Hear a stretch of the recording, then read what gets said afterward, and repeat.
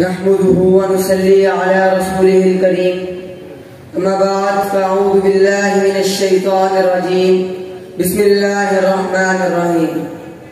کتاب خدا کی یہ تاثیر دیکھی، کتاب خدا کی یہ تاثیر دیکھی، بدلتی ہزاروں کی تقدیر دیکھی۔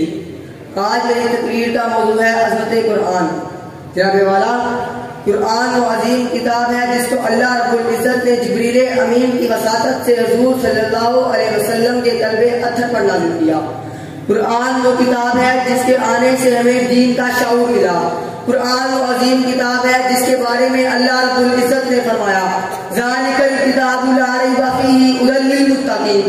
پھر اس کی حفاظت کے بارے میں کہا انا نحن نزلنا الذکر وانا لہ لحافظون۔ پھر اس کی پاکی کے بارے میں فرمایا لا یمسہ الا المطہرون۔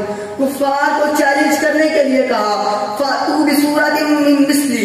پھر شاعر نے کہا خوب کہا ہے کیوں نہ ہو ممتاز اسلام دنیا بھر کے دنوں میں، کیوں نہ ہو ممتاز اسلام دنیا بھر کے دنوں میں، وہاں مذہب کتابوں میں، یہاں قرآن سینوں میں۔ سامعین ذی وقار، یہ قرآن کی عظمت اور اعتقاد ہے جسے طاغوتی قوتوں نے بھی تسلیم کیا۔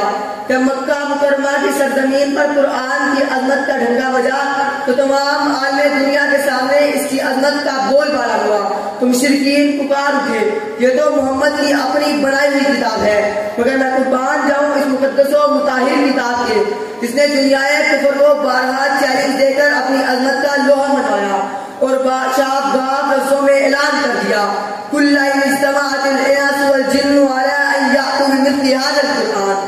تو پھر میں کیوں نہ کہوں دشمن نہ ملے گا تمہیں شیطان سے بدتر، دشمن نہ ملے گا تمہیں شیطان سے بدتر، رہبر نہ ملے گا تمہیں قرآن سے بہتر۔ سامعین ذی وقار، قرآن عظیم کیوں نہ ہوگا، اس میں کرشمہ سازی کیسے نہ ہوگی؟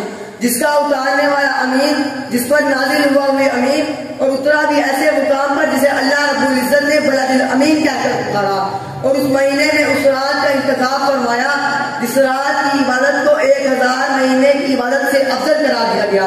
سامعین ذی وقار، اندازہ کیجیے کہ ذات خداوندی کا کلام ہو، جبریل جیسے مقرب فرشتے کے ذریعے اترا ہو، افضل المرسلین، خاتم النبیین، حبیب خدا محمد عربی صلی اللہ علیہ وآلہ وسلم جیسی مقدس شخصیت پر نازل ہوا ہو اور شب قدر اور رمضان کے مہینے میں اس کا نزول ہوا ہو۔ قرآن عظیم کی عظمت بیان کرتے ہوئے اللہ رب العزت نے فرمایا لو انزلنا هذا القرآن على جبل لرأيته خاشعا متصدعا من خشیۃ اللہ۔ اگر یہ قرآن کسی پہاڑ پر بھی نازل ہوتا تو اس پر بھی عمل کر کر انقلاب آتا۔